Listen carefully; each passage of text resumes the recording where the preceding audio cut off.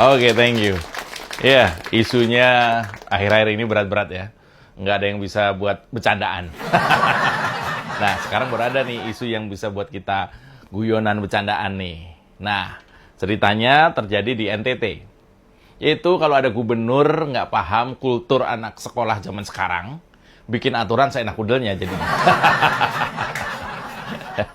Ya, anak SMA disuruh pagi-pagi buta berangkat ke sekolah. Karena sekolah bakal dimulai jam 5 pagi.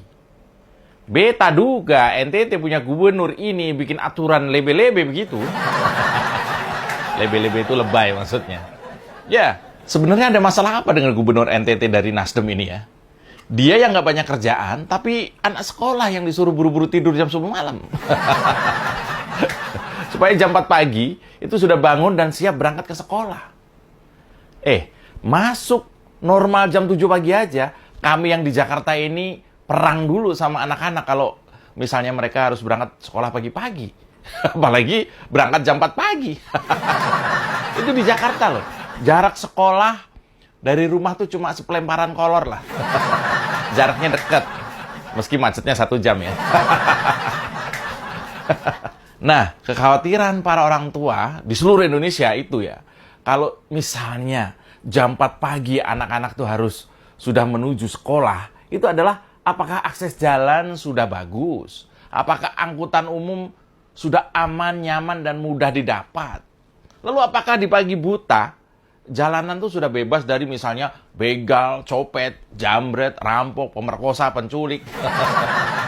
Apakah bubur ayam jam 4 pagi juga sudah buka? Nah, lalu kalau di NTT, apakah sudah memungkinkan anak-anak sekolah jam 4 pagi harus sudah keluar rumah itu apa memungkinkan? Benerin dulu tuh misalnya jalannya, bagusin dulu aksesnya, bikin aman dulu seluruh wilayah, wahai gubernur. Baru kau suruh anak-anak bangun pagi, atau minimal contohin dulu lah, gubernur NTT ini tiap pagi jam 4 itu keliling wilayahnya, sambil tidur di mobil tapi. Dan ternyata aturan ini sudah mulai berjalan sejak Senin kemarin. Kan ini konyol. Karena yang jam 4 pagi udah bangun, itu bukan cuma murid sekolah kan pada akhirnya kan. Tapi juga keluarganya, gurunya, penjaga sekolah, supir angkot, ojek online, tukang bubur kelor. Ya ada kan tukang bubur kelor di NTT. Nah, pendek kata, aturan gubernur NTT ini bikin ribet. Karena belum pernah diuji coba. Lalu manfaatnya juga apa gitu. Aduh, katanya ini untuk melatih disiplin, meningkatkan etos kerja dan mutu pendidikan. Apa nggak sebaliknya? Anak-anak jadi trauma sekolah. Apakah ada korelasi antara masuk jam 5 pagi dengan meningkatkan etos kerja dan mutu pendidikan? Emang ada itu? Hubungannya emang ada? Karena harus bangun jam 4 pagi, pasti banyak yang takut kesiangan, akhirnya begadang. Dan karena terlalu banyak begadang, muka pucat karena darah berkurang. Apakah Bapak Gubernur senang kalau anak-anak SMA di NTT, kantong matanya tuh sudah hitam-hitam karena kurang darah? Ya, penerapan jam pelajaran mulai dari jam 5, jam 5-nya waktu Indonesia Tengah ya, di NTT itu memang sudah memasuki hari kedua kemarin itu. Dan kabarnya masih banyak siswa yang terlambat karena masih beradaptasi dengan jam belajar baru, meski antusiasme para siswa tuh mulai terlihat. Ya iyalah, siapa yang mentalnya siap jam 5 pagi harus ngerjain aljabar, geometri, dan trigonometri? Siapa yang jam 5 pagi siap sarapan integral, statistik, sampai rumus kimia? Murid mana yang siap jam 5 pagi upacara bendera, mengheningkan cipta, sampai mendengar sambutan pembina upacara pasukan diistirahatkan? Lalu guru mana yang bisa siap pagi-pagi buta sudah memeriksa rambut dan kuku muridnya yang masih bau bantal? Guru mana yang siap jam 5 pagi menghukum muridnya dijemur di lapangan? Kan mataharinya belum ada. Lalu guru BP mana yang jam 5 pagi sudah panggil murid nakal karena nginep di sekolah tanpa izin? Ya pasti banyak yang nginep. Daripada kalau telat, nggak bisa buka gerbang. Ya, lalu kepala sekolah mana yang jam 4 pagi sudah ngantor dan sudah rapat dengan guru. Lalu apakah tidak dibayangkan kalau sekolah masuk jam 5 pagi, lalu ketika jam pertama ternyata kosong alias nggak ada guru. Lalu mereka mau main kemana anak-anak ini? Mall kan belum buka. Masa anak sekolah bolosnya ke tempat pelelangan ikan? Nah, update terkini adalah katanya pada hari kedua sekolah masuk, habis subuh ini, SMA Negeri 6 Kupang, itu yang datang tepat waktu itu kira-kira separuh aja nggak nyampe. Dan saya meyakini, separuh murid yang tepat waktu itu perjuangannya pasti nggak mudah.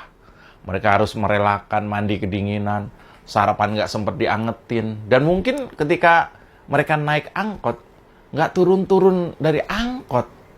Karena beberapa kali itu kelewatan sekolahnya, karena ketiduran. Begitu bangun, ya udah terminal.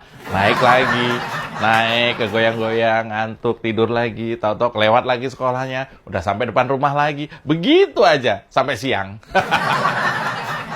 Nah, menurut Kepala Sekolah SMA 6 Kupang, namanya Pak Hendrikus, dia bilang bahwa kebijakan jam pelajaran masuk jam 5 pagi adalah kesanggupan semua pengurus sekolah saat berdialog bersama Gubernur NTT bersama pejabat dinas. Luar biasa ya.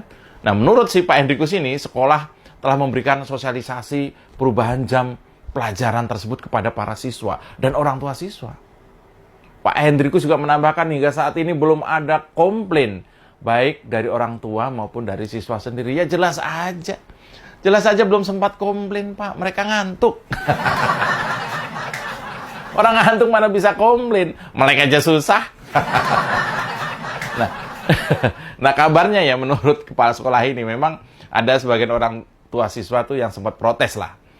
Tapi memang kebanyakan dari mereka tuh malah memuji dan sangat mendukung perubahan jam belajar itu. Lah, itu mah namanya satir, Pak. Itu namanya kritik dengan cara satir.